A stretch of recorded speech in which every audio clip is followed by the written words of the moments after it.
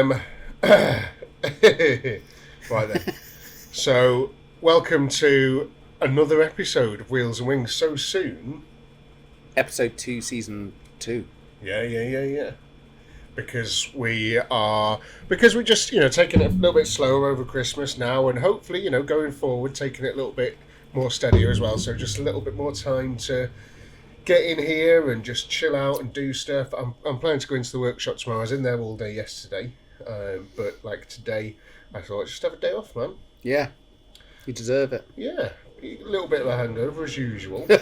What's making that noise? Can you hear it? Chilling. Go and tap it on the back. Let me do it. Are you sure? Do you know where to go?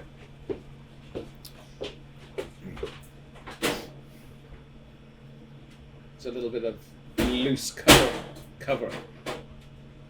Bit of percussion adjustment. Why is it going so loud like that?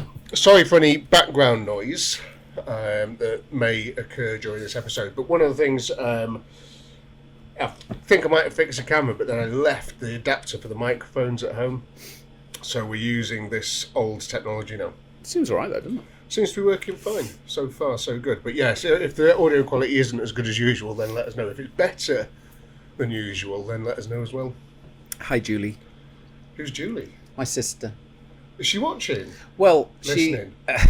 she watched Dancing. The first part of... She admitted she only got up to halfway through the Tequila Monologues, Chronicles, whatever. So did we, nearly. Yeah. That was a stupid idea. I must apologise. Good. I'm glad you apologised. Yeah. I went Christmas shopping afterwards, and I just walked down Chester for like 2 hours. And Aled says I rang him. Like, I remember ringing Aled when I was walking around Chester, and in my head, I was like, "Hey mate, how you doing? I'm just going out doing a bit of Christmas shopping, just seeing what you're up to. You having a good day? Are you off to see your brother?" Blah, blah. And apparently, it was more like, "Hi mate, Yeah. what are you doing? Where are you? You coming for a beer?" Apparently, it was more like that. But that's not how I remember Funny it. that. So, tequila at 11 o'clock in the morning is probably not a good idea, is it? Yeah. And looking back, because obviously I do back listen over my shoulder. Yeah, well, I've got an earworm as well, but it's so annoying. It just goes round and round. The police nabbed me, Dad.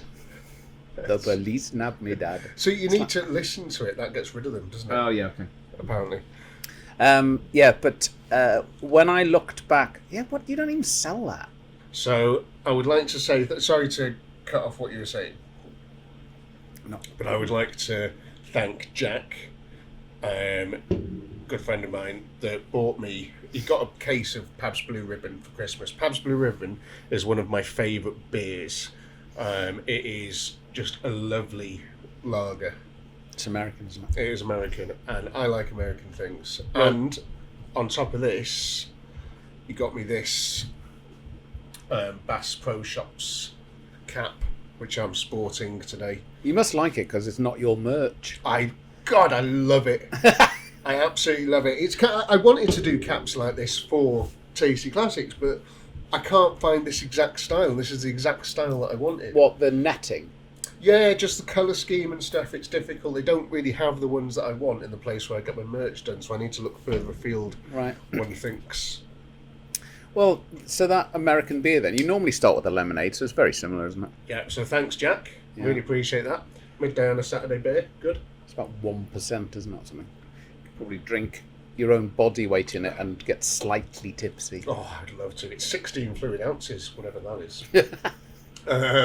It says, alcohol can cause lifelong harm to your baby on the side. See, this is My a problem. favourite baby. So, I remember this is a thing you're going to have problems with if you ever move to America. Oh, fuck, it's Australian.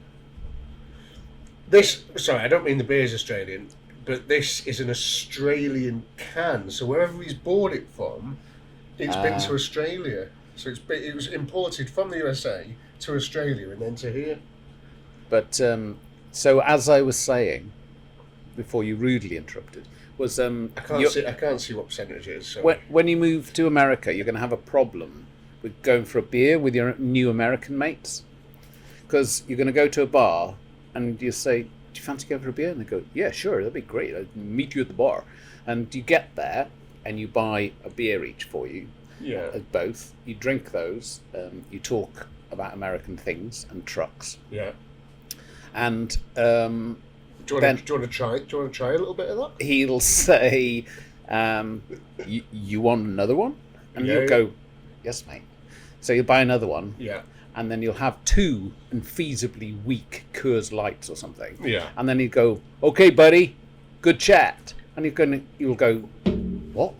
Yeah. Is that it? And that's it.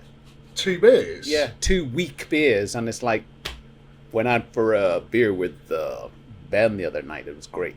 It's like, it wasn't, mate. It wasn't great. Well, I wouldn't be having that. No, you'd be there on your own, talking to I'd force them to stay against the will. I'm like, no, I'm going to buy another 16 pints. But I'm going to share them. That is peculiarly British behaviour. We are a nation of binge drinkers, and I know why we are. I don't know if you'd like to hear the reason why. It's not a theory or anything. It's just factual. Right. It's because there's nothing better to do.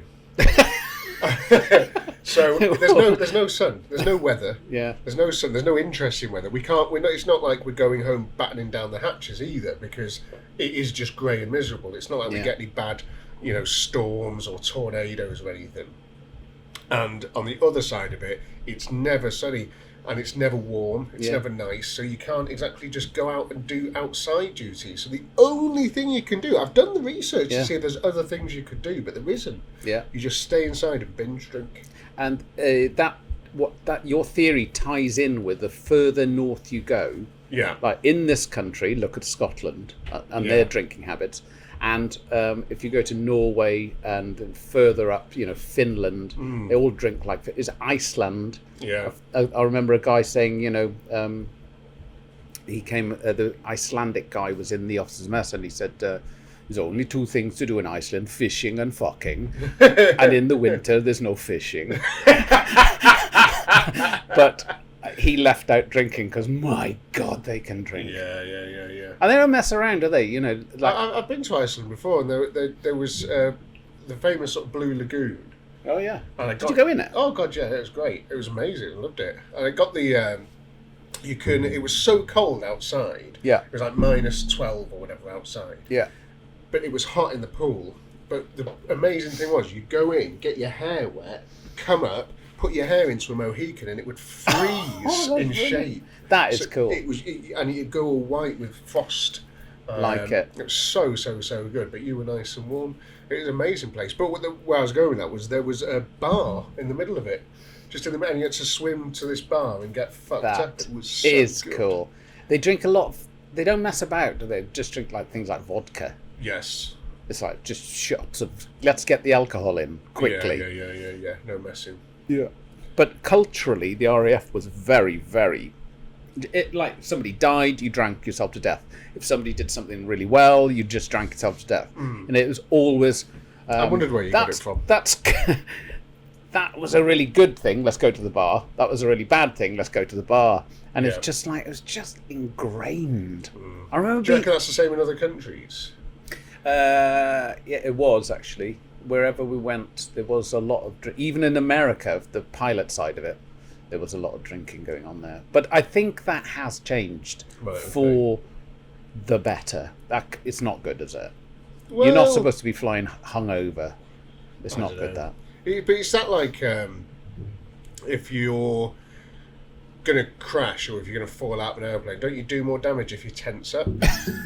Isn't that true? No, that's true, isn't it? Like, if you like, because you're all tense, you break something, but if you're pissed, you just go, oh, like, I've done some mad, like, accidents when I'm pissed. Yeah. Or just tripping Absolutely over fine. shit. Yeah, and, like, decking it on bikes at 30 mile an hour and stuff, and just, like, going into walls and, tripping over and, like, slamming my head on the pavement and having, like, a cut and everything the next morning, just being like, oh, where did that cut come from? Yeah. Whereas if I was sober, you'd be, oh, my God. UDIs. Everybody help me, Like when you're pissed, you're like, hey. So there's a case to be made then that it's a safety mechanism. Yeah. Mm.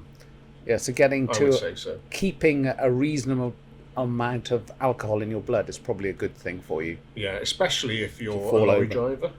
If you're a lorry driver. Yeah, or a taxi driver or something like that, where, you've got to keep yourself entertained as well, haven't you? Yeah. Long drives. Things are more funny. Yeah. Have you ever been, for some reason, like you had to drive something like that, and you've been in here and you couldn't drink? Oh, well, look at Alid when he's working behind the bar. He's telling you off for being noisy. I know, yeah. What's that about? Oh no, he's getting a bit too big for his boots. Isn't He's very, very professional. But if he used to be an absolute nightmare, but he hasn't many incidents. He's a in the very last good couple of man now. months. Yeah, he's good. He's getting married, isn't he? So I think he's under strict instructions not to be a dickhead anymore, which is a shame. I miss him. But I miss him. It's not schizophrenia. Well, it might be. You don't know alcohol-induced schizophrenia. You don't know that for a fact. Don't let the monster out. Yeah. But have you ever been in a bar and not been drinking and stayed for a long time? Just watched everybody get drunk and you stay sober. It's so boring. Oh, well, when I used to work here. It's so boring. Yeah, shift after shift, and it was hell on earth. And they think, this. If somebody says Willie, everybody laughs, and you look, seriously, that's funny. Yeah. But when you're pissed, it is, isn't it? It's really funny, yeah. But yeah, it's boring. It is. Like when I was behind the curtain pretending to be a puppet.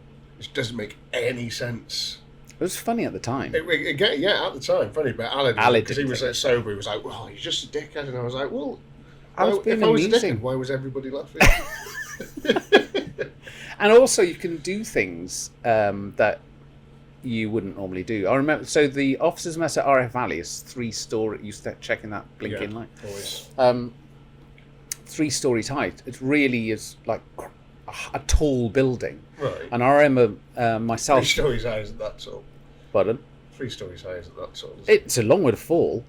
Absolutely, yeah. That's how you're judging height by. Yeah. So I remember they're about to set up for the summer ball, and it was Friday night. So that weekend they were starting to set up for it, and there were plastic chairs, and me and my mate Shunty, Steve Hunt, who's a Kiwi. Yeah. We decided, let's see how high we can go on a with stacking plastic lawn chair type things on top of each other. So we worked out the way to do it was, because he was much bigger than me, like most people are.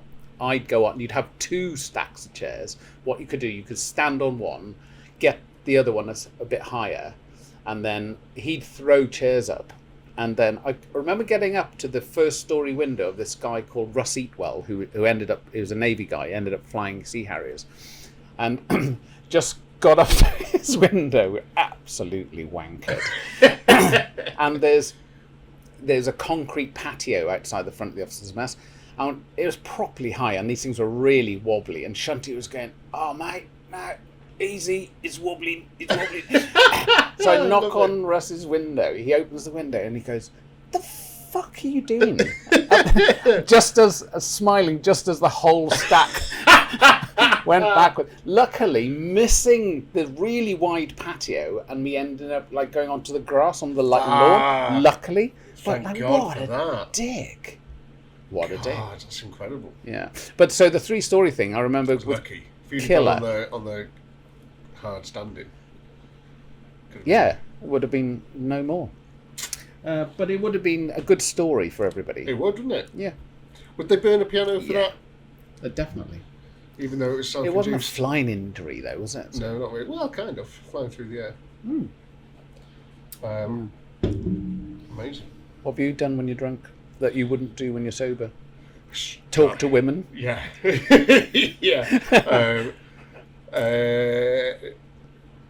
All the stories I've got relate to driving somehow, so I'm going to try and avoid those if I can. It seemed okay a long time ago, didn't it? It did. It's weirdly taken. It's not. Clearly, it's not. No, it's not. And I would never ever dream of doing it now. I don't do it. I honestly don't. But 10 years ago, even longer than that, when I was working at Volkswagen, Elved Pritchard, Yeah. used to do most of his deals in the pub that he owned.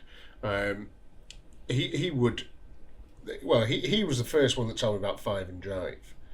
After work every day, and he'd say every day, because there was a pub next to the dealership, so like every day you just go there, all the sales went out, and you get pissed, and then you go home, beat the wife, something like that, and he and that was like totally normal. And then he said all the police knew and all that sort of stuff, and it was just like not really a problem. And then like this was like, I don't know, a long time ago. Yeah. And then but even 10 years ago, 15 years ago, maybe it was. I think there was a time when it was socially acceptable and sort of laughed off, and there was definitely a point at which it's like stop getting laughed off. Didn't no, stop doing that. Yeah, this is a shame. Yeah, taxis are expensive. Taxis are expensive, and so the whole celebrating everything with alcohol. So when you come to the end of the course at RAF Valley, the students find out which airplane they're going to go and fly, which sort of fighter type airplane. So that's huge. So they have various ways the course work out, how they're going to do that, and it might be some slip and slide thing across the bar where they go into a paddling pool and like paddling pool full of foam. They had to find an airplane with it's a load of crap like that. Yeah. And then as soon as the course commander says, yes, that's, they hold up an airplane, I want to fly this. And it's like, no, it's not that. And they'll work through and yes, it's that. And they go, yeah. And then they have to clearly down a pint of something. There's this guy who genuinely didn't drink. He had never drunk, and it was teetotal. Wow, okay. And they said, what are we going to do for Matt? Because he's got to down something when he finds out what he's going to fly. Yeah. Not going to give him alcohol. He just doesn't drink. And so what they went to do, they went to the McDonald's in Holyhead. Yeah. They got a Big Mac meal and a Diet Coke, and they blended it up in a glass. Oh, nice. Love that. It's like, you just watch people downing a pint of whatever they asked to down a pint of, and it's just like, woo. The bar was silent. Like, everybody was going, and this bloke chugging through like a pint of a McDonald's meal. Amazing. But it was worse. Yeah, it was worse. I kind of want to try it. It's sort of like, mate, just have a pint of lager. It's like it would be just horrible. And a poor fella, trying to keep it down. It's interesting what you've sort of mentioned there. So I've seen a video clip of this. So when you do all your training and stuff, you do sit in a big room with everybody and you get told what you're flying. Yeah. So can you go through that process? What's that all about? How does that work? Like, so they've already worked. So the one I did was in America, and you had to choose a tune to come up to, and you stand on a stage, and they flick through a load of slides of different airplanes behind you, and it slows down, and then it stops on the airplane you're flying. Wow! There was no Jeopardy in it for us, because we were definitely always going back to RAF Valley to fly the Hawk. So the reason is that the RAF basically thought the American training was like, yeah, it's all right, but we'll just put you back in the training system and train you properly when you get back, which is a bit arrogant, but it's just like, we are very good at it. Yeah. So, so there was no Jeopardy for us, because it would like flick around and it would go to Flight Officer Garratt is going to fly the Hawk at RAF Valley in Wales.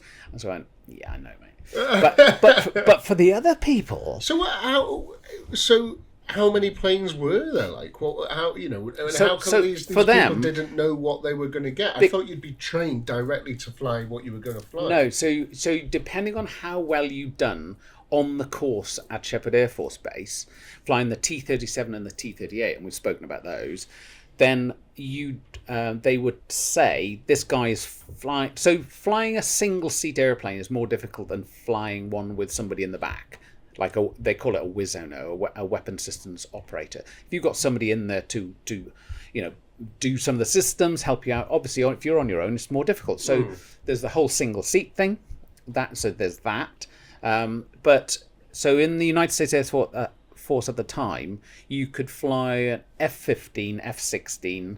You could fly an F-4, which is a Phantom, but in an RF-4. So it was a recce Phantom. So it didn't have weapons. It had cameras. So they'd like whoosh in at low level and take photographs of stuff. Right. Okay. You could fly the A-10, the sort of tank buster thing. Yeah. Is that the Warthog? Yeah, the Warthog. Yeah. What else did they have? There was an outlight. So in Shepherd, it was Why do they call it the tank buster? Because it has a massive cannon on it, Nice. a huge rotating cannon, 30mm. They're like milk bottle sized shells. Wow, I love that. Yeah. And it's just when they fire this thing, piercing. Yeah, but the noise of the gun is eerie. If you ever see any videos of an A-10, I have, like, I know what you mean. it makes a horrible noise. I can't describe it. It's just like a very low, like, I don't know, as the gun's spinning up, and it never gets fully spun up, but it's just really quite thing. But they're an amazing airplane because it's built for what's called close air support. So they fly over the battlefield. The pilot's in a titanium tub, so like from ground fire, you're not going to get shot from underneath. Oh, wow, okay, that's cool, isn't it? I didn't know that. Why don't they make the whole bottom of the airplane out of that? Yeah, well, who said, it's like, they always find the black box after an air crash, and it's always fine. So why don't they make the whole fucking thing out of the same material? Yeah, fucking hell. I can't believe we're the only two people to just discover that. But the A-10 is really interesting because it was built for survivability. So it's got, I think, at least double, if not triplex hydraulic systems. So like you can get that shot out. When the wheels go up, they don't go fully into the airframe. They leave about a third pointing I out, have sticking seen out. that. Yeah, So very So interesting. if you can land basically still with the wheels up. It's got 2 tailplanes on the back. It'll fly with 1 missing. Wow. So it's just built for getting shot up but getting you home. So that's cool as fuck. Yeah. So have you ever flown one of those? No, it's American. They are very slow. I mean, because the job is over the battlefield, turning in circles, and shooting at people. So about 250 knots is like, and that's it. But So, but the last bit about this was finding out where you go for those guys was huge. I mean, some of them had girlfriends. So how many are you talking? Like, how many people? There were 40 people on my course. And each of them was being assigned a plane and a role? Yeah. So were there anybody in the room that weren't getting a cut? No, they all got somewhere. I mean, I can remember us saying, You were going, the little tugs that move the planes around. You're in that one. Well, so there's a thing called an OV-10 Bronco, which is gone now, but it's basically a recce thing, and it has propellers. Yeah. And it's like a little pod, the cockpit thing with high wing, and it's got propellers. Little Cessna. And one guy did get sent there, but it was in. He said, "You're going to fly the OV-10 Bronco," and everyone's going, "Oh mate, this is like, sorry mate," and he said, "In Hawaii," and we're going, seriously? It's like, and that's a bad thing, and why do you look sad? You're going to live in Hawaii for 3 years. Yeah, but a friend of mine, Tom Marquardt,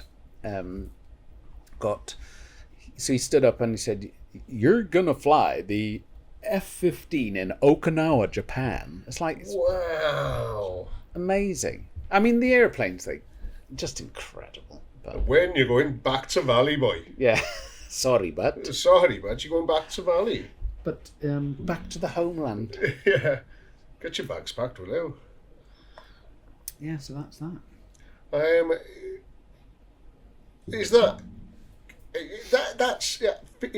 It sounds like there should be a better way of doing it from an outsider perspective, it sounds weird. How would you do it then? Well, if someone was going to fly like that aeroplane, Yeah. you'd be like, right, I'm going to train you to fly that aeroplane. Or Oh, no, someone no. going to try fly the Warthog, you'd be like, right, we're going to do specific stuff for that. Well, they do that when they get to the like the Warthog base, if you like. Right, So they then go to that aircraft type Yeah. and learn how to fly it.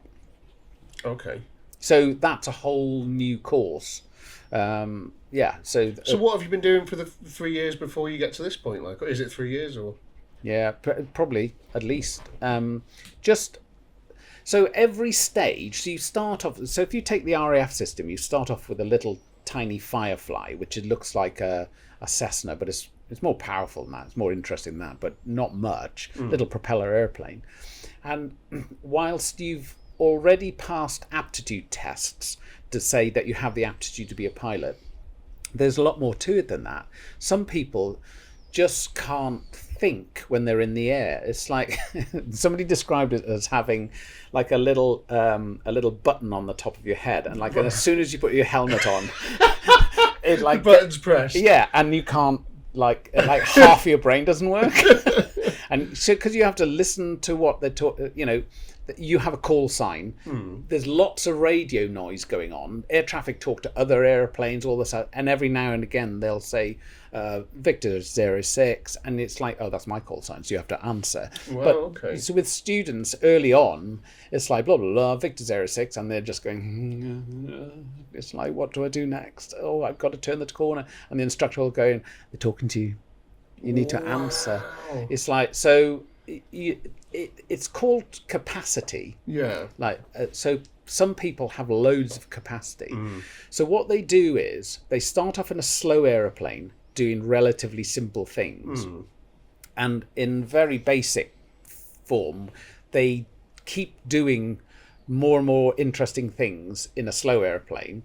And it's like, yeah, you can do all those things, well done. Like you can do aerobatics, or you can do formation, or you can do low level. But at low level, you're doing, I don't know, 80 knots or something in a little airplane. Right, okay. And it's like you've got a map and you're looking out and you can say, see that up and fly to that and turn right. You've got a route to follow, but you're going very slowly. Things happen very slowly. And they basically build up the complexity and the speed, and you just see people's like capacity go away. And it's just like shut down. Interesting. Yeah, and it's like, right, you've reached the peak of what you can do in an airplane at this speed doing this. You're better off in Hercules. Sorry, Lloyd.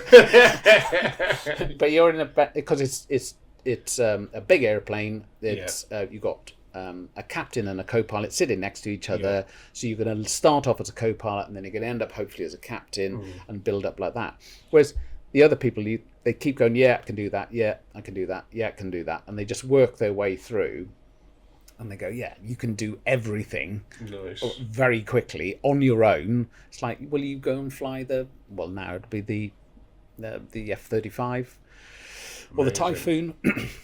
Yeah, and that's so cool. That's why there's a pecking order, because you start off with a load of fresh-faced young people who go, I'm going to be a fighter pilot. And in that first photograph, it's like we're all going to be fighter pilots, and then everybody just falls away. The helicopters. It's like it's more difficult than multi-engine stuff, but it's not as difficult as fast jets. That's why there's always a pecking order. Brilliant. That's amazing. Some planes got steering wheels. No.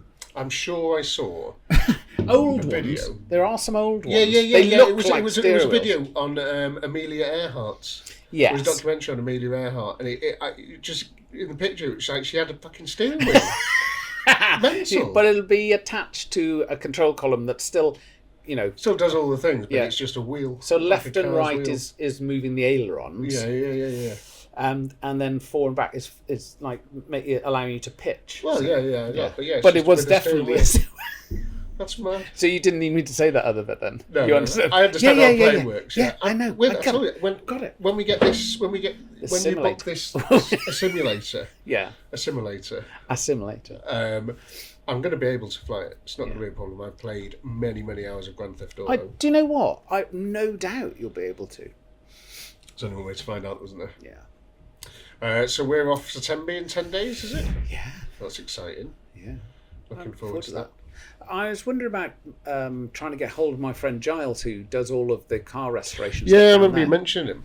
Yeah, maybe his workshop is normally really interesting. He's really got some interesting stuff in there. Go do one from there, maybe. Yeah. Ask him. He might not want to be involved, but it'd be cool to do a podcast in his workshop. Yeah. That would be very cool. Yeah. That sounds like fun. And in between doing all that, we could get absolutely mortal. That's very shallow, isn't it? Yeah, can't wait. So what have you been doing in the last 3 days since we last did a podcast? Has it been 3 days? It's longer than that, isn't it? Yeah, when was it? It was last Sunday, wasn't it? Yeah. Yeah. Nearly a week. Yeah. God, it's nearly a week, isn't it? Yeah. It feels like it's only been like 3 days. I had a great response to that one as well. What else have you been doing? It was fucking Christmas, mate. Nothing. You completely forgot about Christmas. Nothing. Yeah. Nothing happened. No. Christmas was good, though. Did you go to see your family? Yeah, I went down to Wales to see the family, which was nice. 8 of us. It was good. Lots of food. I've got to get back. I'm annoyed at the moment. Like, I can't go and do the running and stuff, man. It's just like it's. When did you last run? It's about a month ago. Yeah, me too. It's I can just feel. I have I put can- some timber on. Yeah, me too, massively. Yeah. And I can't. It's too cold, man. It's too dark. It's too wet. It's too miserable. All the pavements and that are like ice rinks. It's just fucking. It's Sounds like excuses. it does, doesn't it? Yeah. But it's always dark. That's the problem. It's very cold. Yeah, I don't mind the cold so much. The rain, I'm not going when it's raining, but it's the dark because I need the when it's light. I'm at the workshop, and you get home and because it's dark at 4. Yeah. Get But it's home not at like you 5:30. don't know your running route, is it? Because you always do the same one, don't you? Yeah, but I'm not doing it in the dark, man. What, in case you get attacked? Yeah, could get raped. Yeah. Is it a bit stabby where you run? No, it's fine. But I just it's like cycling in when it's dark. It's not me I'm worried about. It's the fucking everybody else like driving the cars and stuff. Because it's busy roads, isn't it? It's all busy roads. Feels like you're going faster though, because I used to run in the dark all the time when I was a bit obsessed with it. Oh right, And okay. weirdly, it feels like Did you you're have a going. little light on your head? No. No. It feels this? like no black. Yeah, just all Or black. black, yeah. Same on a bike. It feels like you're going faster in the dark, doesn't it? Yeah. Does it to you? Maybe. You're not convinced. No. But yeah, it's rubbish. So, but again, this is the whole thing about trying to maybe take it easy, get some more days of daylight and stuff. Maybe start a bit later at the workshop, start at 10 or something, go run in the morning. I don't know. That's a good idea. It is a good idea, but I don't like going. First thing in the morning. The only thing I want to do is ingest like caffeine. Yeah. Somehow, so coffee or Monster or just anything. Yeah. And then acclimatise myself to, being awake slowly. Don't want to talk to anyone, don't want to do anything, and I just sort of sit there, scroll on the phone for a bit. And then at about 10 o'clock, I'm ready to face the day. Like, once I'll have been in work for about an hour or so by then. Yeah. But the work will have started, like, emails and doing stuff like that. And then, like, by 10 o'clock, you're like, oh, right, okay, I can do so. So I can't imagine a world where I get up, get my gear on, and just go for a run immediately. Yeah. That feels weird. I did read something where this guy said, if you want to do something, if you want to build, because it's all about building a habit, isn't it? It takes 21 days to build a habit. Okay. So he was on about, I can't remember who it was, might be Malcolm Gladwell, I can't remember what the book was, but he said you have to take away all of the barriers. So he was trying to run every day. So what he did was he went to bed in his running stuff. So he woke up in the morning, he said he had his running shoes next to the bed. So you wake up in the morning, it's like, I'm already in it. Yeah. I'm not going to take my running stuff off. And so I might... And it's like, then it's about... That is very clever. It's interesting. Really. Because it's not very, like very it's uncomfortable interesting, stuff. No, of course, yeah. So, and the other thing was That he is was trying to interesting. learn the guitar. So what he'd do was Go to bed with a guitar. What? With a guitarist. Yeah. He would, because he'd always come in and put the telly on. Yeah. And so what he'd do, he'd take the batteries from the remote control from his telly, put it upstairs in his like bedside drawer, Yeah. but have the guitar with the case open like right there when he came in, and it's like, oh, I'll just have a little go, and then I can go and get the batteries for the. It's just Nice. that. Yeah, It's just yeah, that. yeah, So yeah. like It's easier to not do things, isn't it? So When much I easier. used to smoke a bit of ganj Yeah. back in the day, one of the things that got me out of it was it partly like destroying creativity and stuff like that. It was very bad for doing that. Yeah. But which is weird because people think it's the other way around. Oh, it makes you more creative. So it doesn't really. No. It doesn't, because everything you do when you're stoned is shit. So Yeah. like, at that time, I had like a smoke with a couple of mates, and like in the night we'd be like, "Oh my god, we just wrote the most fucking amazing song! It's the best song in the world! I can't wait! This is so good! This is possibly going to be the one." And then like you'd wake up in the morning, you'd play it, and it's just diabolical, like, you know. Yeah. And so that, you know, so it was no good for that. But yeah, the sort of there was someone said a phrase, and it was smoking weed is the perfect cure for boredom. So it's always easier to just, whatever you're going to do, if you could, like, because sometimes you read a book, you do some work, go and fix a car, just go and do something, but instead you just roll a joint. Yeah. It's just easier. Yeah. Roll a joint. And then when you're lying there all fucking stoned and stuff, you don't care about all the I know. jobs that need doing and It things. honestly, we couldn't do that because we had random drug tests. So Right. it was that was not part of my world. Which is all it sounded like high and mighty, but the amount of beer we drank was just like, Yeah, you know, yeah, yeah. it probably would have been better just to have a spliff. But we weren't. Well, allowed- that's one of the big positives of it was it is much healthier than drinking. You see that the effects on me of drinking as much as I do are much worse than just having a couple of joints. Yeah. You know, that you know, it was never, there's no hangovers, there's none of that. Yeah. You know, you'd be fighting, you'd be ready to go in a couple of hours, like. Yeah. So yeah, that was always a big thing. Was the drinking with the drinking? But what I did notice, like so obviously some of my friends who weren't in the Air Force, chin, they would smoke, but they were very boring. Yeah. They'd end up like just like watching Bullseye on the telly Yeah. for 4 hours or something. It's just like, right, I'm gonna go. Yeah. Oh, you going? Yeah, this is really boring. Yeah. I don't know what's going on in it's your not head. sociable or anything like No. that, is it? No, it's really boring. But a lot of it I did when I was in, when I was sort of in Runcorn mainly. So And what else is there to do? there was nothing else to do. There was no, you know, all my mates lived over here. It was a very easy to, and during COVID was a bit of a time for it. Oh yeah. But that's what made me stop. Actually, was COVID, because that's when I decided to do all the YouTubey stuff. Ah, okay. I was like, because I got my big workshop that I'm in now during COVID in 2020.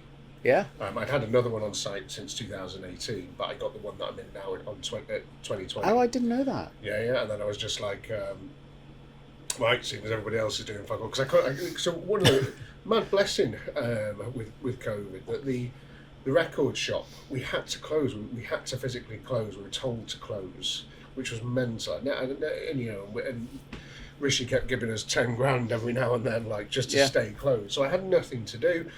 So in the first couple of months or so, I took it as a bit of a holiday. I was like, oh, fucking hell, just get dead stoned and just like, I'm a big gardener, so I did lots of gardening, like, and I had a great time, grew my own veg and stuff. It was amazing.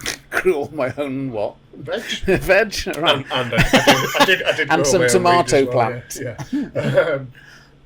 And then a few months after, I got the lease on the new workshop, and I was just like, do you know what? Fuck this noise. Like, I'm not, you know, I don't want to be this sort of stoner guy anymore. So yeah, ditched it, just cold turkey. And I haven't done it since. Like. Yeah, good. Because it amazes me, because I always associate weed with people not doing anything. You've got such a massive work ethic, Yeah, That it, yeah. it Well, I seems a think, little yeah. bit counterintuitive for you to be like smoking. Genuinely now, I'm not just saying it's one of the reasons that I did start in the first place when we was to switch my brain off, because I've always had this like mental work ethic of just Okay. forever. I've just always constant 7 days a week. I think it's just because when I grew up we didn't really have much money and stuff. We didn't have any money at all. Single mum sort of growing up. With two sisters and me, it was very expensive to keep us all going. Yeah. So there was just there was no money. So I always thought, just work, try and better yourself, constantly do that, and it was a bit of a fault really. It was just cracked on, never really had much in terms of holidays or days off or anything. Had the record shop going, had this place going, had loads of other businesses as well, loads of other car stuff going on. While the record shop was going on, I was doing car restoration as well at the same time, just in the evenings and the weekends and stuff, on my days off. And smoking weed was a way for me to physically stop doing stuff. Oh, okay. I couldn't sit still. Right. There was no sitting still. I would have to do something. I'd go grow veg in the garden, do that, planting seeds, doing all cool stuff. But if I wanted to stop, it would just be a joint, and then I would be able to relax, but couldn't relax without it. But now, yeah, I still can't. But I just work now, and it's great because I really, really enjoy what I do, so it doesn't really matter that much. Yeah. I think the only problem, the only time it will become a problem is if get shacked up with a nice girl or something. Yeah, she it's wants not to happening. do things. No, it's not. That's all right. But then Yeah, you'll think I could be doing could be doing something. Have you ever been like that? What? Work-wise, have you ever been like, I could be doing more work?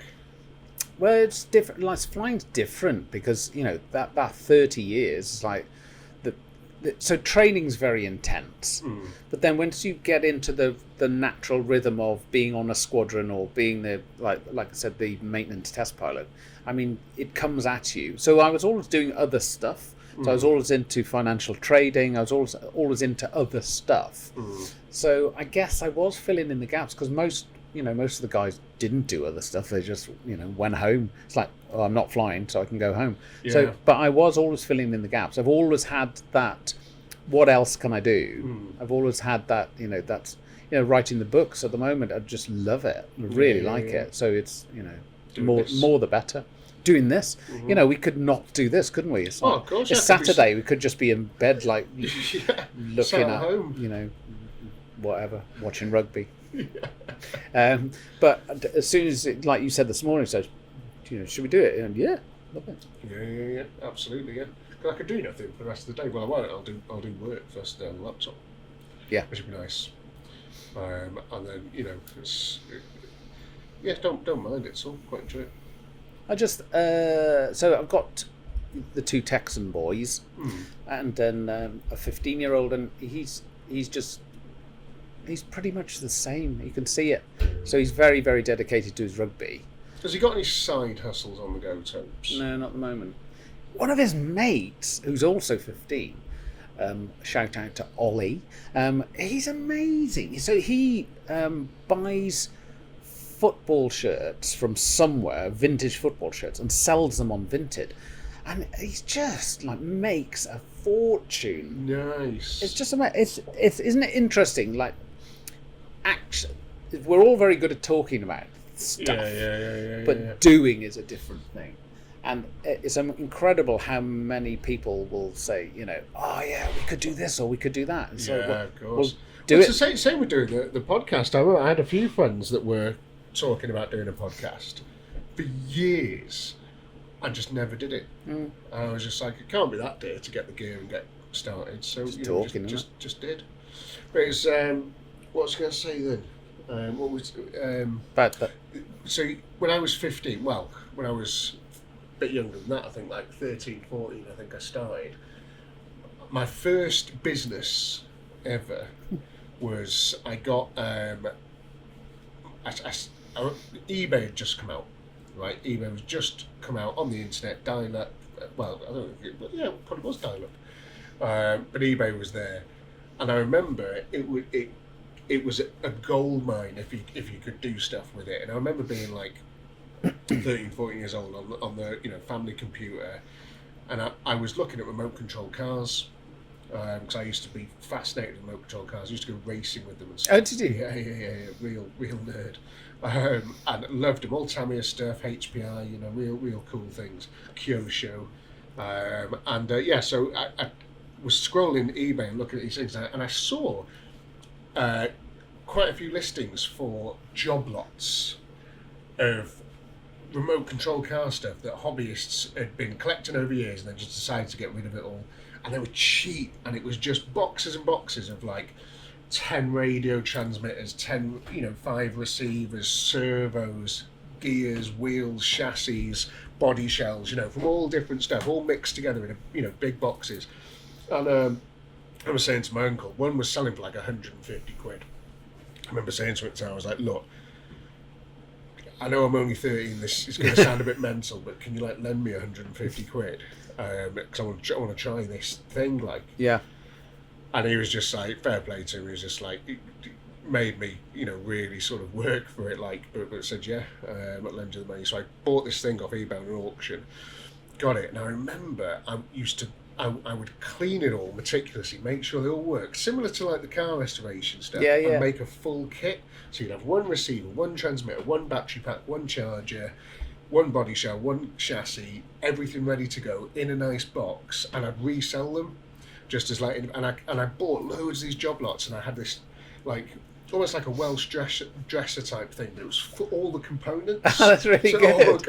All these batteries lined up, all the chargers lined up, so I could because they all had to sort of look like they were the right ones together, and I'd piece everything together and I'd put it together, and I'd put them in these big boxes, all ready to go, nicely wrapped, and I'd sell them back on eBay, and I made an absolute killing. So I'd sell them for about 100 quid each, and I'd get 5 or 6 out of 150 quid box. Wow, that's amazing. Some of the times you got really cool rare stuff, and you'd sell them for even more. It was really, really good. But you've got to it's really interesting because you've got to know that niche, haven't you? Oh, absolutely. You've got to know what stuff's worth. Yeah. When there is a rare thing, you've got to recognise. You've got to be in that world, haven't you? I know, because I always wanted to be in the car world. Because I got my first car when I was 10 years old, and by the time I was doing the remote control car thing, I'd had maybe 4 cars. But I couldn't do what I wanted with them because they were a lot more expensive.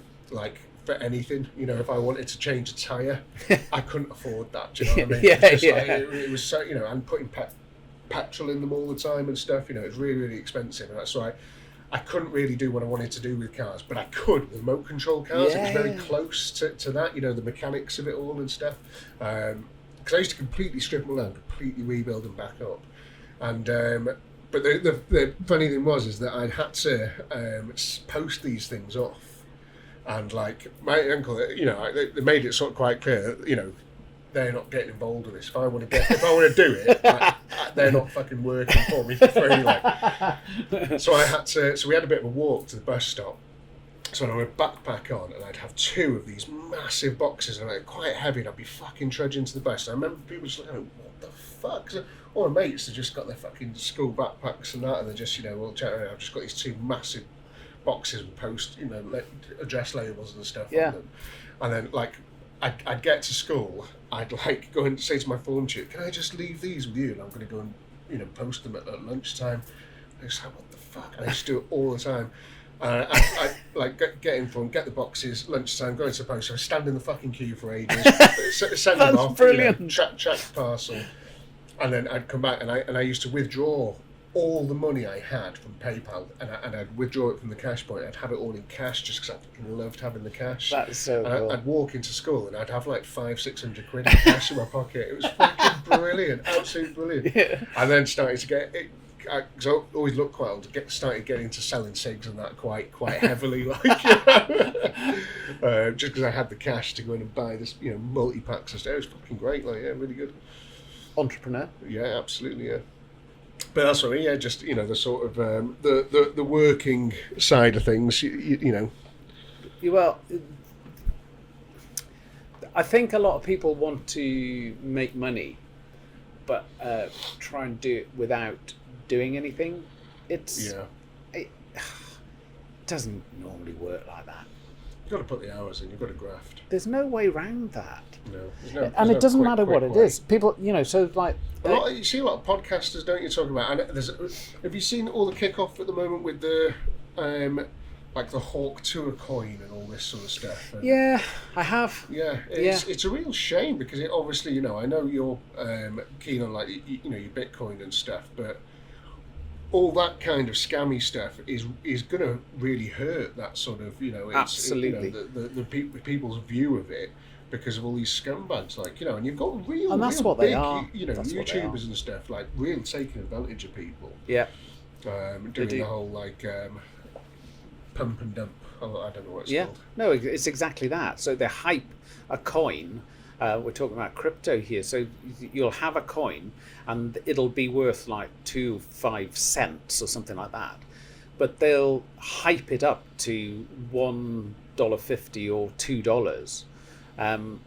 But they'll own thousands and thousands of them, and everybody will get excited, and they'll start to make some money, and it'll just crash back again. But they will take their money, not up. Nobody knows where the top is, but they'll take their money out when they've made hundreds of thousands of dollars, and then it just comes back to zero, and people are just like scammed. It's just awful, and So I could talk about the crypto world forever, but it's of course there are like shysters in it, because there are shysters everywhere. This idea that like crypto's used just for criminals, it's like, well, I think you'll find it's normally just normal money, isn't it? It's just like it's just another way to rip people off. But there's a lot more to it, and it's not going anywhere. It's gonna be more, and all that sort of shit will fall away eventually.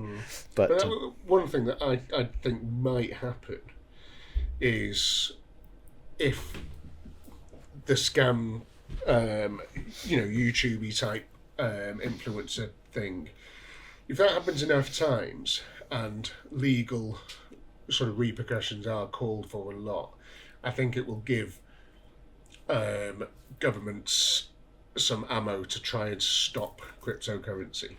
Well, it had Kamala Harris got in as the next president, I think you would have been spot on, because Gary Gensler is the current one. I think he's just about to leave. The SEC chairman. He makes a lot of the regulations to do in America we talk about America because it just is the biggest economy. It's sort of if it's not working over there, it's unlikely it'll work in other places. But that's all changed, and Trump is very, whatever you think about him, and I've got my opinions about him because he's bonkers, but he's very pro crypto.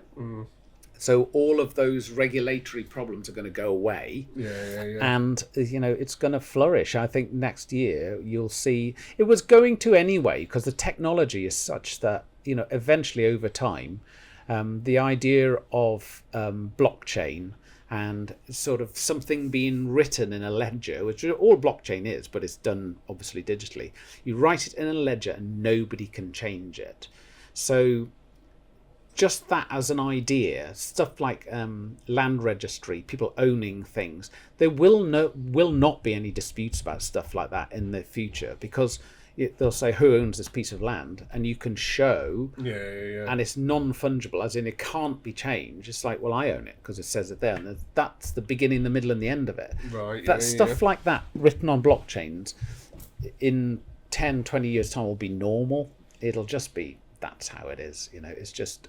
It's going to change things because the technology's incredible. Yeah. But right now, it just seems like a massive scam fest. But this is when if you are interested in it, you buy a little bit of it, and you can do it in a very regulated way. Hardly anybody.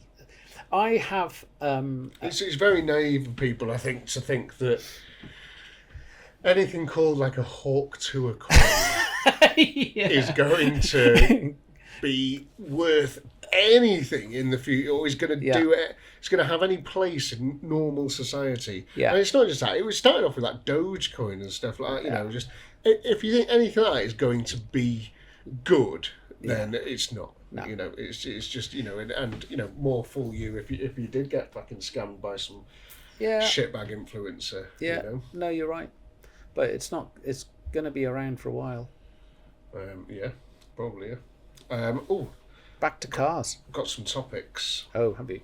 Yeah. Right. You love look at that. Will you get me that? Will you get me Alan's Pabst Blue Ribbon? he's got one in the fridge. He's not going to drink it. I don't think. Well, he's not now, is he?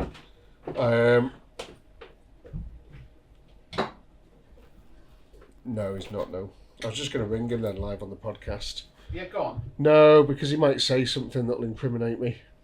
What like? You can edit it out. Can't remember. Go on, give him a ring. It's a really good idea, that. Okay. Tell him straight away that he's live on the podcast. What if he doesn't answer? Well, then that will work. Don't give me problems, give me solutions. Bloody hell, hello. Oh, hi, mate.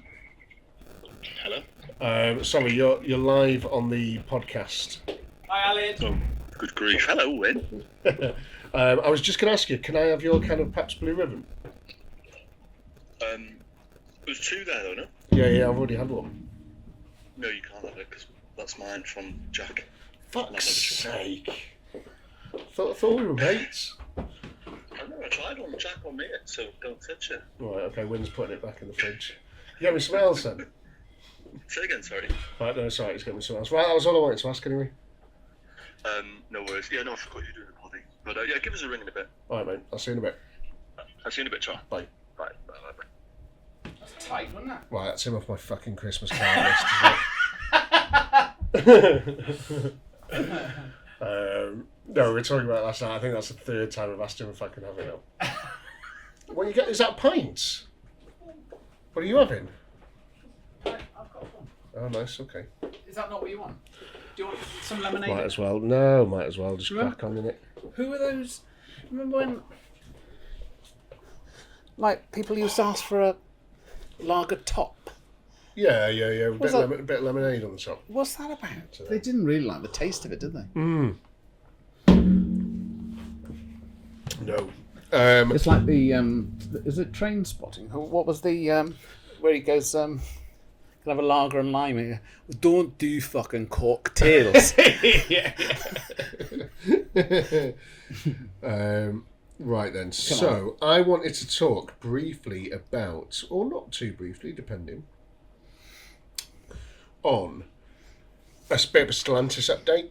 Yeah, come on. Because I'm interested in this. Yeah, because before Christmas we sort of did discuss how they'd kicked the arses of a lot of the car manufacturers that were under their belt and said you've got to start making money because apparently none of them were. There's so many of them. They just run through the makers again.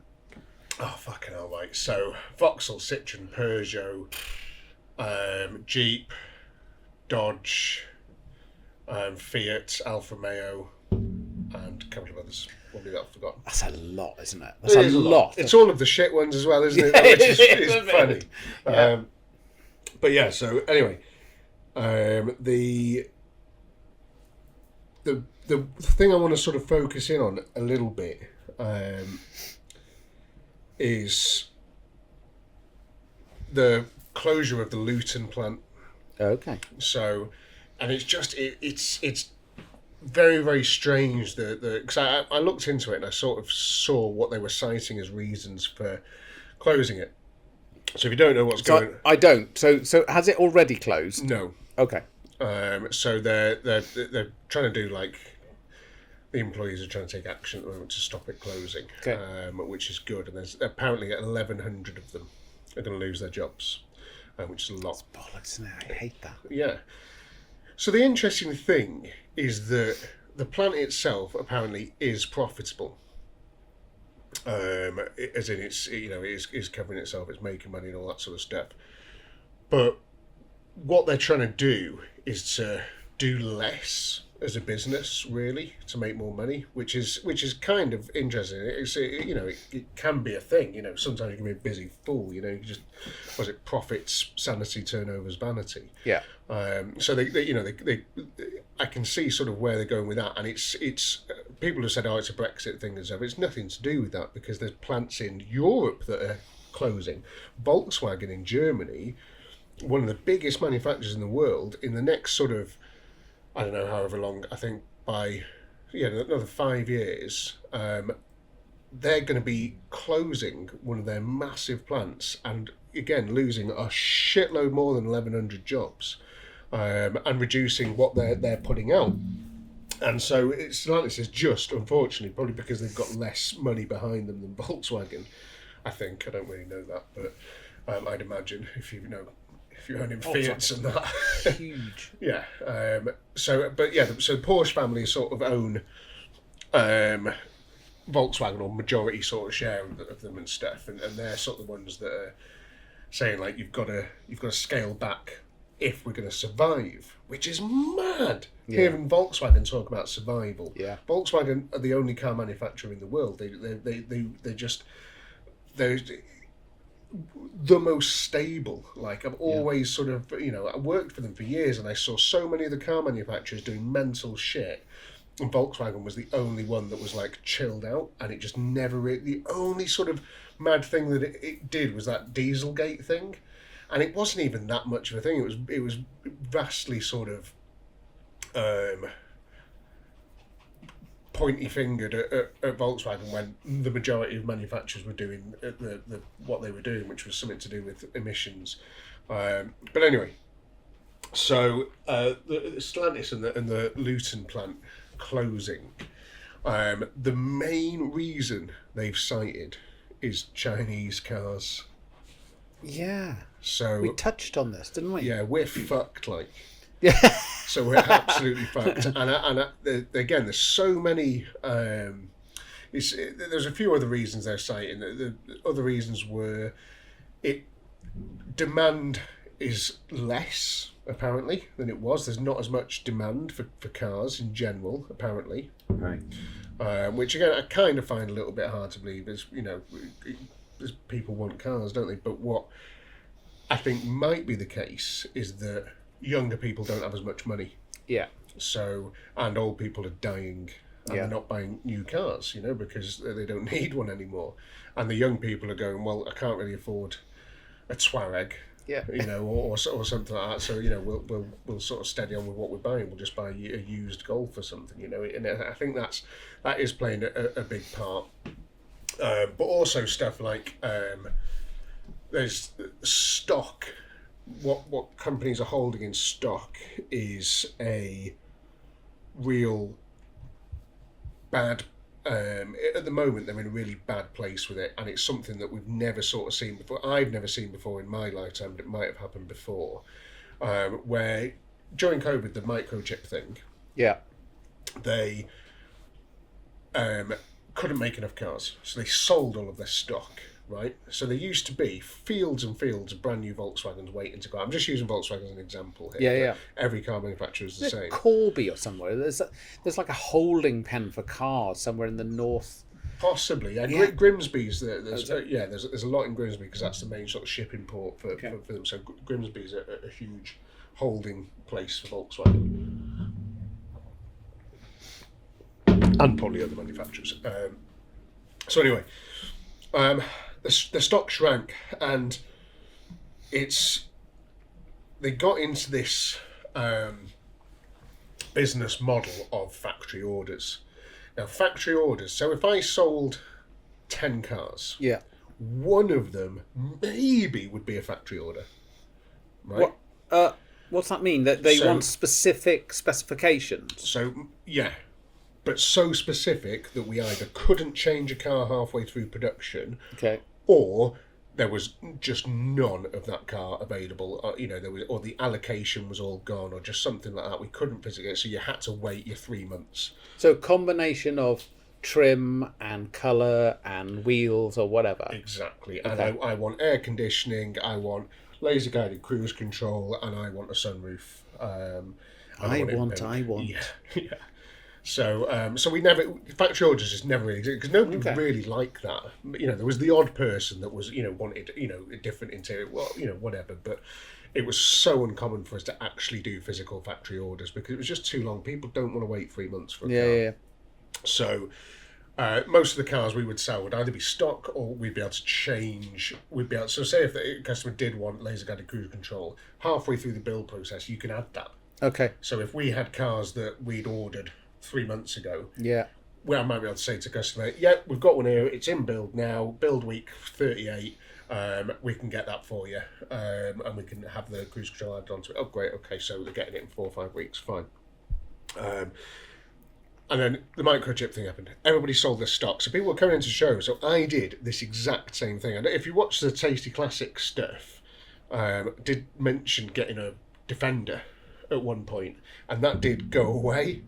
And one of the reasons it went away is I went into Land Rover last year, about a year ago, or maybe even longer, after the Discovery had that $3,000 MOT bill. And I literally walked to his guy and I was like, hey mate, I'd like to buy a brand new Defender. And he was like, okay, what do you want? I was like, I need a commercial. Commercial, the van for version. the VAT stuff. And he was like, yeah mate, I haven't got any of those. I was like, There's one in the Chester Land Rover place. yeah. There is a commercial. Yeah. Just sitting in the showroom. But I did want a, and again, this was you, but I did want a, not massively specific, it just had to be the right one for me. And it was just like, I wanted a black one. It's black. And, The one that's in there now is black. Nice. I went in there last week with Belle What did you go in there for? just to have a look around. Cause, What are you getting? no, and we're not getting anything, but Belle thinks like that whole that show of like big car, you know, it's really a bit wanky. And I said, come on, have a little look. Because we went to the Volkswagen dealer and had a look at Golfs. Sorry, I've cut across you, but we'll come back to it. Yeah. And have a look at Golfs, and she said, oh, that's nice. And I said, come on, let's go and have a look in the Land Rover place. And she went, oh, it's going to be terrible. and there was a very judgmental woman as you go. So you go through the front doors. Yeah, she's at a desk and she sits at the desk at the front. Yeah. And I'm thinking, you're a receptionist. Why are you being like that? Yeah. You know, we just come. I can't remember what we were doing, but we weren't like poshed up. Yeah. Don't be like that. It's like, who are you? You just course. work it. But anyway, went around, had a look, and like looked at. She wants an SVR. No, she wants a Defender. What? 130. Oh, 7-seater. Nice. It's like, you've changed, mate. Yeah, you fucking changed. It's funny. 90 grand, felt like. Fucking hell. Now you're sitting in one. She was like, oh, I didn't know they were like this. You still like your Clio, do you? Oh, I didn't know. I didn't know they had. Oh, wait a minute. I didn't realise you could walk in between. So you've got the front two seats. Yeah. And in the new 7-seater version, because we've got hundreds of children, haven't we? In the new 7-seater version, you can walk between two like captain seats, and then there are 3 at the back. Nice. It's a really nice layout. You know, the whole. You used to have to tip one seat forward to get into like flimsy back seats in the old Defender. It's not like that anymore. Nice. Yeah. But anyway, I sorry. think they're fucking great cars. I really do. I think they're great cars. The 130 is very long. Yeah. I can see little bits getting chipped off that around. Yeah. Anyway, sorry. And remember as well, you know, anybody in the comments, terrorists drive Land Cruisers. So we won't be buying a Land Cruiser, will we? But so the last bit of this is, as we also looked at, and Chris Harris actually is got a Land Cruiser. And we right at the end there was a black commercial just sitting in the showroom. Nice. So on that though, there might be stuff on that commercial they'll have spec'd up that would massively increase the price. Right. So it might have a different set of wheels, or it might have options that I wouldn't necessarily want. Yeah. I'm not paying an extra $5,000 on a car that I wouldn't, you know, I want. So I wanted a completely base spec. Yeah. With the black wheels, with the two. Anyway, went in. Can I have one of these, please, mate? No, I haven't got one. Right. Okay. How long? And he's like, oh, you know, you're looking factory order, probably 6 months. I went, what, 6 months? He's like, yeah. So I, fucking hell, right, okay. I was like, so, because factory orders are always 3 months. So I was like, what's going on there? Like, and he sort of goes, there's just no stock. And I'm like, we're not really holding stock anymore. So I was like, oh, fucking hell, man. So anyway, that was like a year ago. Went into Renault recently when I've got my mum the Capture. And I was going to get her a brand new car. So I went into Renault and just try and sort out a brand new capture. It had exactly the same conversation. Hey mate, I'd like this one, blah, blah, blah. And he goes, yeah, mate, we haven't got any of them. And I was like, what? You haven't got a blue automatic capture in the entire of the UK that you can get to sell me? Factory order. Factory, it's the equivalent of a Polo. Yeah. You know, I'm like, what? There's no, there isn't a single one of them in the fucking country that you can't get. Yeah. And he's like, no, it's factory order, mate. And I'm like, that is your bread and butter. You should have a fleet of these sat outside with prices on them, and instead you've just got a fuckload of used, because he's part of Nissan as well, loads of Qashqais and shit, and just like, loads of real, just like, not great spec stuff and horrible colours and just real shit.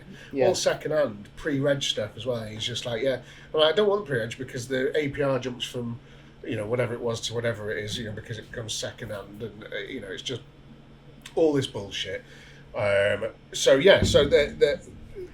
where I'm going with that is that they're not holding stock. So I didn't buy it. I went down the road and bought a second hand automatic capture. He didn't even have any second hand ones. So I went down to Chester Car Supermarket, and so they're not holding any stock. And I think plus side for the business, I'd imagine, would be that imagine a bar and a customer walked through the door and you go, 2 pints please, and then I'd ring Halls and say, hey, could you deliver me 2 pints? And they go, yeah, cool. I'd take the money off him and I'd give half to Halls. Yeah. Do you know what I mean? And then the bloke's just stood there for an hour waiting for Halls to deliver it, you know. And you do that with every single drink that comes through the door. It's mentally... Or you could phone up and say, can I have that can of lager that's in the fridge? Yeah. And you can actually be told, no, you can't, that's mine. Yeah.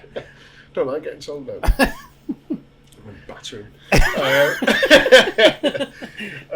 So it's such a... But the benefit of them is they don't have to part with any money. You know, the dealership doesn't have to order. You know, it's mad. It's like a 3D magazine of cars. It's not real. It's not real. And there's all the cars that he had. The new Dacia Duster, which is a fucking great car. Is it? The brand new one is different to the old one. The brand new one just been released. Hell of a good car for the money.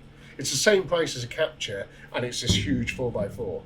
It's really nice looking, big rugged thing. Like, I really like it. So anyway, I was like, do you know what, mate? I quite like that Duster there. They're quite cool. He's like, oh, these have just been bought out. This is the first one that had just been bought out. I was like, oh, that's cool. Yeah. You must have an automatic one of those. You know, or that's coming soon. If you've just put this new car in the show now. Factory order. It's got nothing. And he says, and that one again, it's like 6 months. I'm just like, what's the point of you being here? Yeah, that's my point. You know, it's so weird. It literally is a showroom, isn't it? Yeah, that's it. And that is, again, a way that I think the car manufacturers and the car dealerships are trying to do what's best for them and not what's best for the customer. The customer doesn't want what the car companies in general are doing things that the customer doesn't want. Electric cars, we don't want. You know, there's you know, so many of them clogging up forecourts that the dealerships don't want to have them, but the car manufacturers are forcing them to have an allocation of electric cars. Yeah. And they're just sitting there and getting discounted, and we don't want them. There's some unreliable figures go around at the moment saying that electric car sales are on the increase, right? And it's total bullshit. The electric car sales are on an increase because of unsustainable discounting. So all these manufacturers I've seen some absolutely mental deals on like Taycans and stuff, and they're like, each month they're knocking $5,000 off them, and they're below cost price, you know, and they're just desperate to get rid of them. And like, you've got all these other, you know, Teslas and stuff are just like, they're just trying to get their market share up as much as they can, and they're discounting them to a point where they're not making any money. So it's unsustainable. And they're selling them because they're, in some ways, it's like, oh my God, it's such a good deal, I can't really refuse it. But that's not there forever. You know, because at some point, if you keep selling cars, less than cost, you'll go bang. Like, Yeah, you know, and you know, so it's understandable. So it'll be interesting to see what next year's electric car sales figures like, year after's electric car sales figures like, and you'll start to see that Because decline. isn't the Labour government bringing in the 2030 thing again? Well, But it doesn't. Sorry, but it doesn't. Because Bell said this, and I read the article, and it doesn't say electric vehicles. It just says, it gives them an out. It says to stop the sale of petrol vehicles. Well, that's fine, because there's a lot of stuff in the pipeline. You might be able to stop selling petrol, but it'll be another sustainable fuel with a combustion engine in hybrid. it. Or a hybrid. And some of the get-arounds for hybrids are hilarious. I saw the Audi SRS or SQ7, fast as fuck, V8 bi-turbo, mental machine, monster thing, and it's got a little battery like that. And it's got its little battery like that. So you can reverse out the garage? Yeah, so it's just literally tooting off from traffic lights, and then boom, the engine kicks. It's fucking brilliant. So I'm not too bothered about that. But I am, at the moment, filling basement of the Houses of Parliament with kilos and kilos of explosive materials. And in 2029, if they haven't repealed that... Guido. Yeah, I'm just going to... Good night, you know. Yeah. Because I will be very, very sad. But hopefully... And you'll have all these kids in a few years' time walking around going, bring out your Ben. yeah. Penny for the Ben. Yeah. So, yeah, I think that's crazy. But anyway, so the it's mental at the moment that the car manufacturers aren't holding stock, because while it might seem like a good idea for them, what's happening is they're saying demand isn't increasing. I've tried to buy 2 brand new cars, and I can't buy them because it needs to be on demand. It needs to be faster. It used to be not that long ago, 4 or 5 years ago, you could just walk into most dealerships and be able to drive away within a week with a brand new car. Yeah, you know, there'll be something there that will suit you, and now there isn't. And that is so amazing. interesting. Because that's going to... Is the phrase cutting the nose off to spite the face or something? Maybe, yeah. But it's really interesting that, because you get all excited. You have this money, and a lot of times people are doing it, you know, with their girlfriends or wives. Yeah. Right, going to buy a brand new car, and you can't. And you get deflated. Yeah. It's just totally weird. It's a very, very strange thing, and I'm hoping they're going to start having things in stock again, but they don't know what to sell. They're having too many models in the lineup. Okay. You know, it's too many models in the lineup that people don't want. People want, you know, again, I'm referring back to Volkswagen because everybody knows them. You want a Polo, you want a Golf, Tiguan maybe, Touareg, and yeah, that's pretty much it. Maybe an Up, which they stopped selling. And it's just like, you know, and then when Ford got rid of the Fiesta, it's just insane. Like. That's insane. Yeah, insane. And also they make these weird, like, Franken cars, because have you seen the size of a Golf estate? Yeah. I mean, it's the longest thing I've ever seen in my life. It's really weird. It's like, it looks like a Golf from the front. You go around the side and it goes on forever. And the back seat, there's so much leg room. It's like brilliant cars, like brilliant car, but I've never seen such a long thing in my life. And it's a Golf. Yeah. But that's all you need. Yeah. You know, you don't need any of these other fucking mad T-Rocks. Yeah. You know, and Acons, I don't know.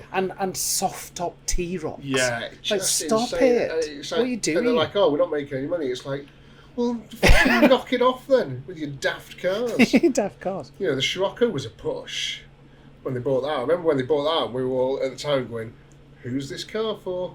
Because nobody's going to fucking buy it. Because it came, it was looked launched. Nice. Really, and it was a great car. We did end up selling quite a lot of them, to be fair. But again, it was a little bit of unsustainable discounting that sort of got us through the sale of a lot of them. Because when you spec'd up a nice one, fucking hell, they're expensive.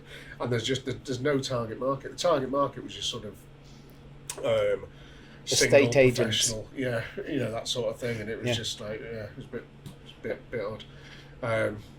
But yeah, it's interesting times. So really interesting. So I'll stop you there because I'm just about to end up with a map of Africa down the front of my trousers. Nice, okay. Well, you come on. I'll just finish this bit. Cool.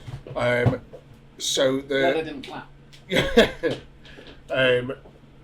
So the Stellantis thing with the Luton factory, I think they are going to close it, and then that's going to be that sort of leg of it fucked, and then Vauxhall is going to slowly sort of start doing less and less, and again potentially, I don't know, are they going to be one of the first ones to go out of all the others? I think Citroen and Peugeot will probably be safe for a while, because Citroen and Peugeot are, well, I don't know, I don't know how Stellantis work, but I think they've got a bit more backing behind them. But Vauxhall's always been a little bit tough. It's weird doing a podcast on your own. How is everybody at home? Wynne takes a while to get going in there as well. Doesn't come out straight away like it does with younger men, you know. Takes a bit of time. Doing a big project in the workshop at the moment. It's fun. It's not that fun because I've spent $3,000 and we're possibly never going to see this thing run, which is sad. And I've been working on it for 15 days. But I'm back in there tomorrow. How was that? Is that a little stain on you? No. Do you need me? Because you see, it's going better with that. Just so yeah. that whole, that pre-registered thing. Yeah. Remind me. So a long time ago, I sold a flat. It was weird. I was about to go and see my sons in Texas, which is always a tense time in that particular relationship.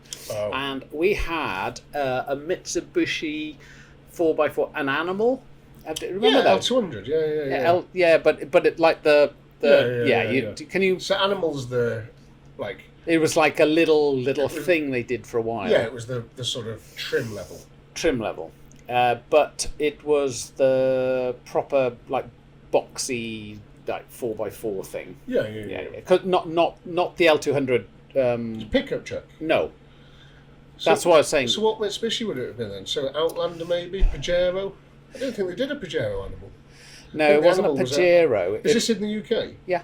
I'm sure the Animal was only in so it L200s. was a black. Went into a showroom in Haverfordwest in Pembrokeshire and saw it and went, Might be an that Outlander. looks really nice. It was a 4x4, a 4-seat with sort of extended back on it. Not extended, but that was the shape of it. Yeah. Possibly an Outlander. Yeah, maybe. Anyway, had that, and we'd had it for some time, a long time, and quite a few years. And herself was going to Tesco's in Bangor, and she said the brakes have failed. Fuck. And like it's a day or a couple of days, or maybe even a week at a stretch before I was going to Texas for a couple of weeks. She said the brakes have failed. That's bad. And I was going, what do you mean the brakes have failed? What do you mean failed? Yeah. And she said the brakes failed. And there's always an element of that when like, and again, I don't want to appear sexist at all here, but when a chick rings you, and the last example of this is my mum. So mum, if you're listening, and goes, what did she say? She said, Ben, the car's dead. The car's dead. It won't start at all. I think it's completely broken. It won't start at all. Yeah. And she had it in D, not P, so it wouldn't start. It had to be in P to start. And like I'm going through, I'm on the phone, and she's panicking. She's like, I'm in a petrol station. How am I going to get out? Put it in park. Yeah, put it in park and start. So when they first said brakes, you can't. Brakes failed. I said, well, where are you now? Did you crash? She went, no. I pulled into like. How did you stop? How did you stop? So basically, the when you press a brake pedal, that then starts off a whole system, doesn't it? And so it's assisted, isn't it? Right. So there was no brake assistance. What would you call that? Like a vacuum assistance. Yeah. So basically, you had to press that pedal really hard. Right. Okay. Yeah, so vacuum, something gone wrong with that. Yeah, but that escalated into divorce. Well, eventually, eventually into buying her a house. But that escalated into I can't trust this car. I've got to drive while you're not here, while you're in America. Yeah, and always it's that like, as well. Don't trust this car anymore. Right. And so we went to a Land Rover in Llandudno, and I must admit. We had a test drive, and they'd only just come out. The new Discovery. So was this Disco 3 then? Is it the same as mine? 2. Oh wow, it's the old shape. Yeah. Nice. 300 TDI.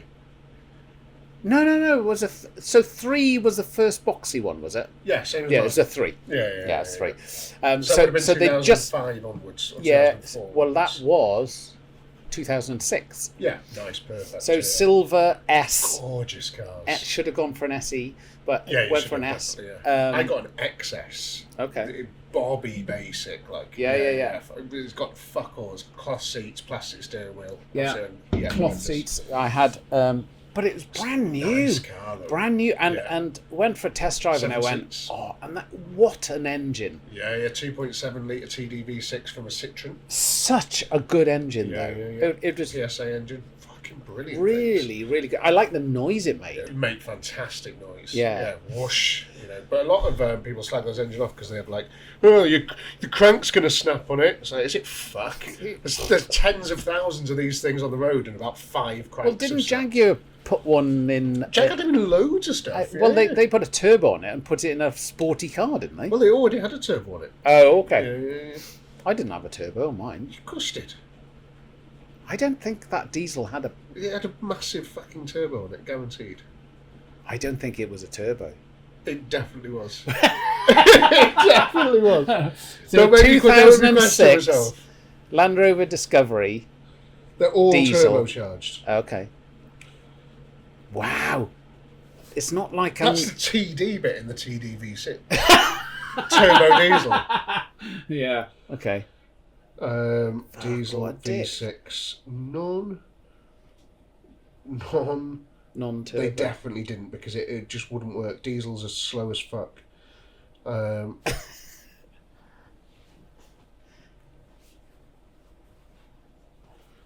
He's reading. For those listening on Spotify, he's stuck on a big word. Come on. Why does it say? The nation is on tender hooks. I don't think it was a turbo. It has just come out saying it might not be a turbo. Yeah, No, it's bullshit. Mate, it has to be a turbo. mate, It's TDV6. It has to be a turbo. None taken. No, you're wrong. None You're taken. wrong. No, it's hang fine. on. It's fine. So mine no. definitely wasn't a turbo. I'd know that. I'm not an idiot. So the TD5, it's TDV6 very much sorry. Engine was using extra S-type with 6-speed.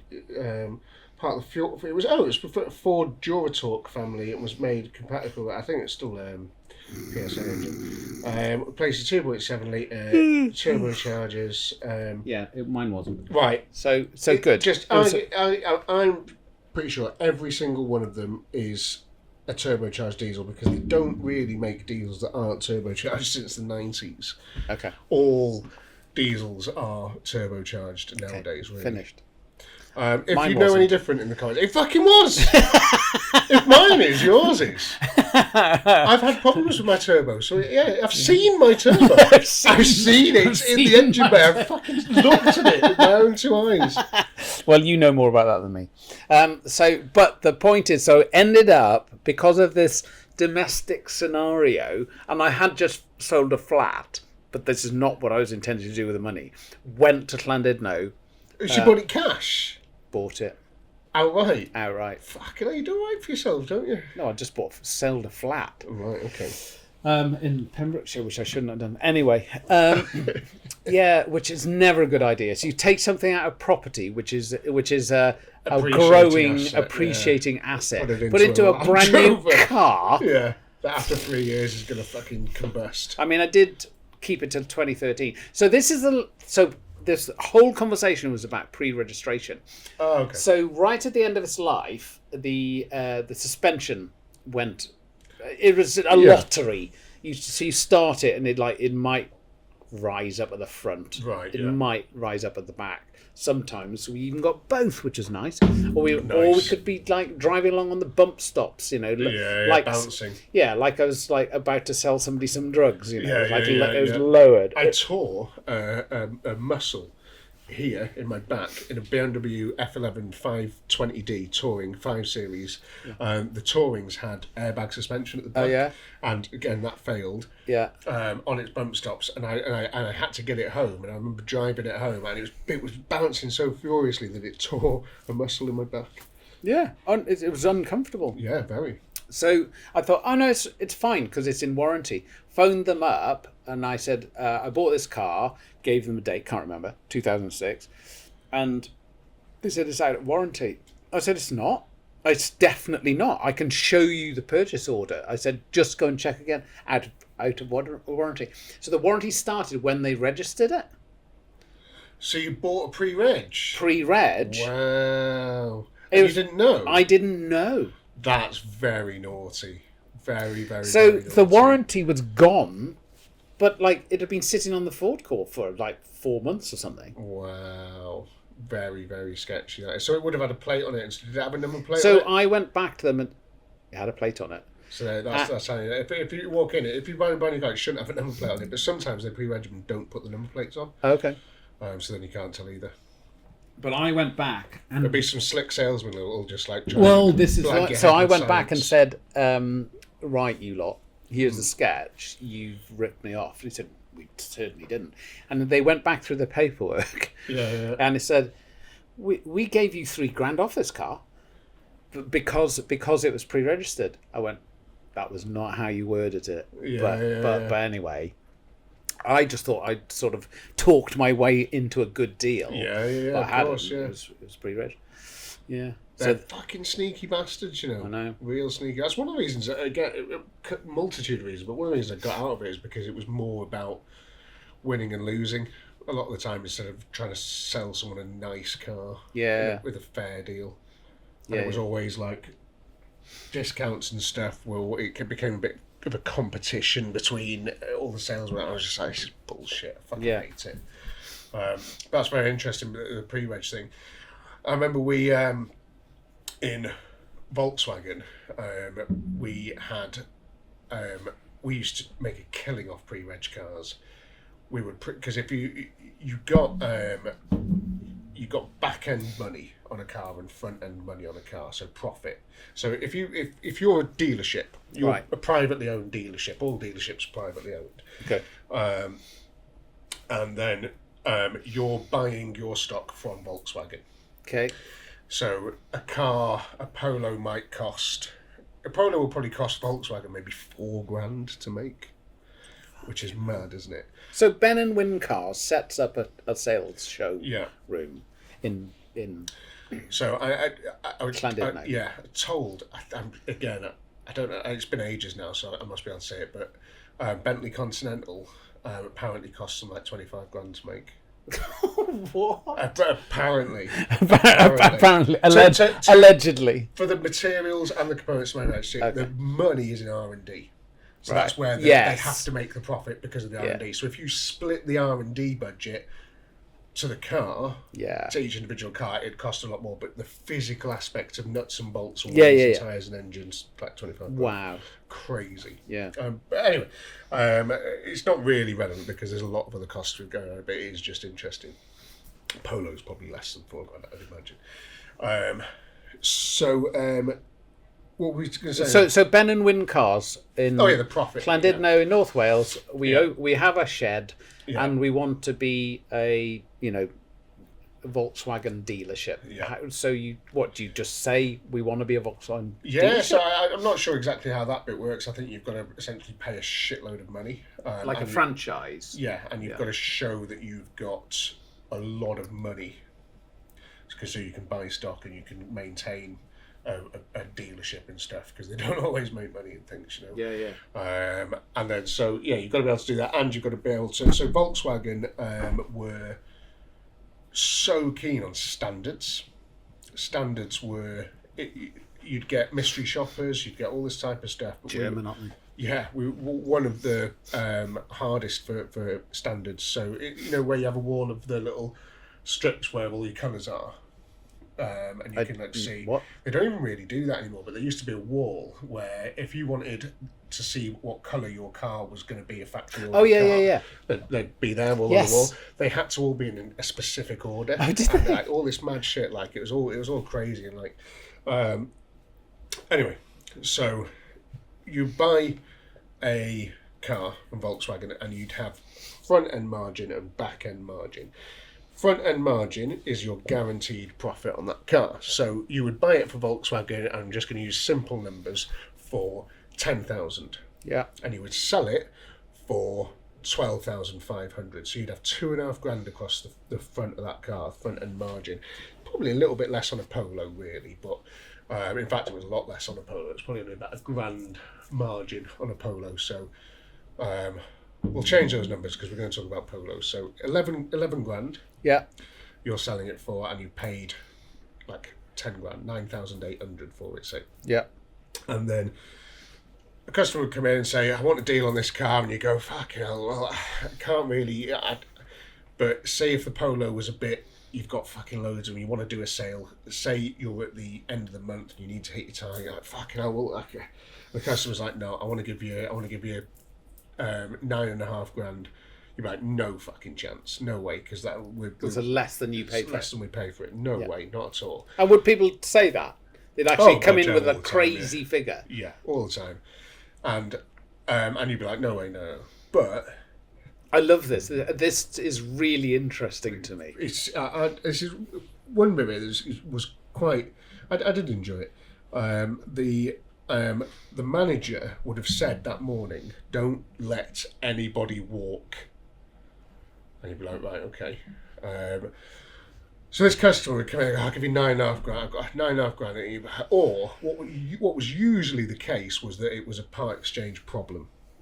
Wales, where I did my majority of my years in Don't be Volkswagen, racist. I'm going to have to be. I'm sorry.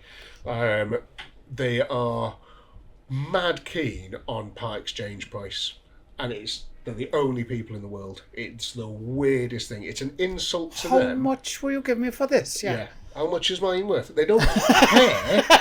They don't care how much the new car is. They don't care how much discount they get on it. They don't want to be insulted by how much their car's worth. That's weird. The weirdest thing, and it is unique to Wales. It is unique. Not to all of Wales, just North Wales.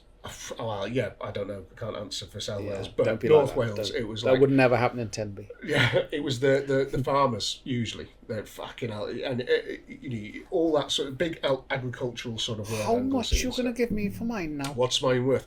Oh no, it's worth more than that. No way, no way, man, no way. They think we were stealing it off them. Honestly, they had it in their heads that we were paying so low for it, and we'd be selling it on, and all this sort of stuff. And Yeah, more worried about what you would get for it later. yeah, So weird. so weird. Totally unique. And it was a real problem for us. So what would usually be the happening? Instead of someone coming in and saying, I'll give you 9.5 grand for it, which usually did happen, they go, you see my Daihatsu Charade there? You need to give me 4 grand, and you'd be like, it's worth 2. It's worth 2. Like it's worth half your estimate. Like It's all right, but you need to pay the 12 grand for the Polo then. yeah. And they'd be like, no, it's worth 4. Like no, it's worth 4. No, we're not doing that. I'm like, fucking hell, okay. So you'd go into the manager's office and you'd be like, I got this fella here, he thinks his fucking W-edged Daihatsu Charade's worth 4 grand. And, That's so good. and he'd be like, right, okay, so he'd go, right, let's have a look. And he'd go, right, okay, well, it's worth 2. We're only going to get 2 grand back for that car. What will happen to that car is it will come into the dealership at 2 grand. We will then put it on a transporter, send it to British Car Auctions, BCA. Yeah. It will then get sold, and we will get pretty close to 2 grand back for that car after fees and all that sort of stuff. We're pretty good at it. We've done it for forever. That's how it works. We usually get. We know what we can get for it. Yeah. We know what we can get for it. So, and you've got the Glasses Guide, Black Book. You've got Cap. We don't really use Glasses Guide, but more Cap current auction price. So the guy's like, so we know we're going to get it. It's only worth 2 grand. No, and he's going to fucking walk. Fuck. Manager said, don't let anybody walk. So you go into the office and you're like, right, look, Garratt is going to walk. Garratt is going to walk because we're not giving him 4 for his charade. And the manager would go, right, okay, well, a couple of things we can do.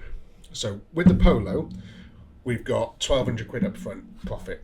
Yeah. So we bought it for 9.8, sell it for 11. So we could, because I want to sell cars, I want to get to my figure.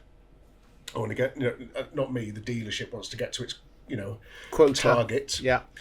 And they go, we'll give the 1,200 quid profit as an over allowance on his part exchange. Right. So he can give 3-2 to Garratt. 3-2 to Garratt. Yeah. There you go, Garratt, 3-2. No, it's worth 4. It's worth, fucking hell, right, okay. So don't let him walk. He's nearly at the door. So back into the manager's office, like, fucking hell, right. And the manager's desperate to sell this car. The manager's like, I've got to hit the target. If we hit the target, we're going to get what's called back end money. Okay. So back end money on the car is really, really interesting. It's very nuanced. The varying factors will give you back end money. So in the showroom, all your paint strips. Yeah. So you've had good audits from VW. So we've had good audits from VAG. Yeah, from VAG. They've given us good audits, so we get in. We're top sort of money wise back end. Yeah. And it's bonuses on each per car sold, whatever car it is. And then you'll have stuff like the telephone call. Telephone call was a nightmare for us, and I think they've got rid of it now.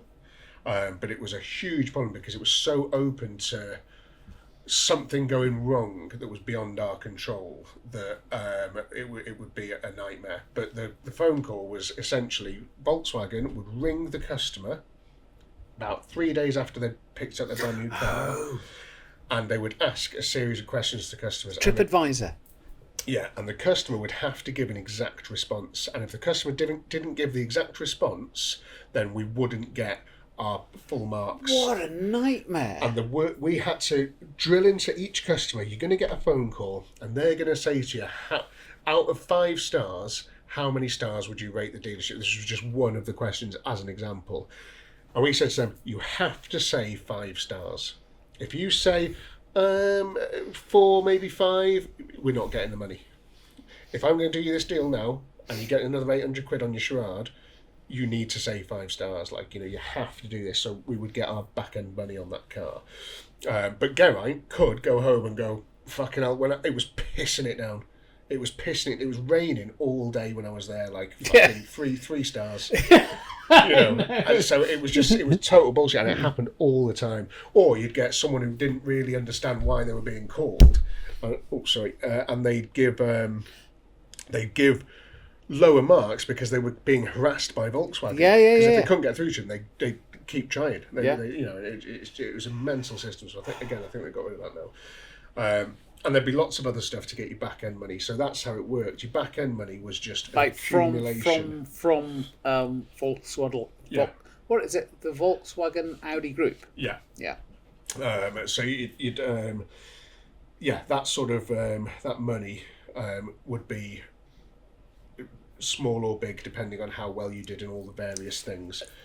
So the last bit about Garratt dealing is £4,000 charade. You could end up taking that last 800 quid out of the back end money just to sell the car and keep that figure right for the end of the month because you've sold enough cars. So if you sell enough cars, you get a further bonus. Right. So you're making money by doing the deal that makes you no money. It's wacky, isn't it? So Totally at the end of wacky. the month, then, is a better time to go into a dealership. 100%, It's probably, yeah. or does that happen at each So, quarter when, at the end of the year? And are there other dates? Yeah. So when new registers come out.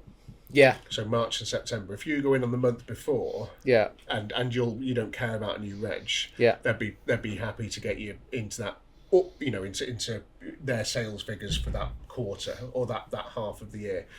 Alternatively, though, if you go in September or March, they have quite a lot of stress to beat last year and do better, and you sold 20 last year, you need to do 25 this year. So it can be a really good time to go in when the new reg is out and go, I'm here to drive away in whatever car today. Whatever car you've got, if you want to register it, we'll drive away. And that's again where the pre-reg thing comes in, because the pre-reg was a way of building up the numbers when things like that happened. And if you did it on cheap cars like Polos or something, you could just pre-reg 10 cars, blast through your target, and then you get because pre-reg is a sale. You're buying it off Volkswagen yourself. So the dealership now owns that car, not the dealership owned it anyway, but it's registered to the dealership. Dealership's like a customer. Yeah. Which is interesting. Really interesting. I honestly find that fascinating because that's a world I know nothing about, and we've all been in the situation where, even if you haven't bought a brand new car, wander around the showroom, and being offered they offered me a cappuccino. Yeah. That sort of thing. It's very interesting. Oh, Anna's here. Oh, you need to let her in Right. because she runs. We'll call it. I'll see you next time. Goodbye. Goodbye.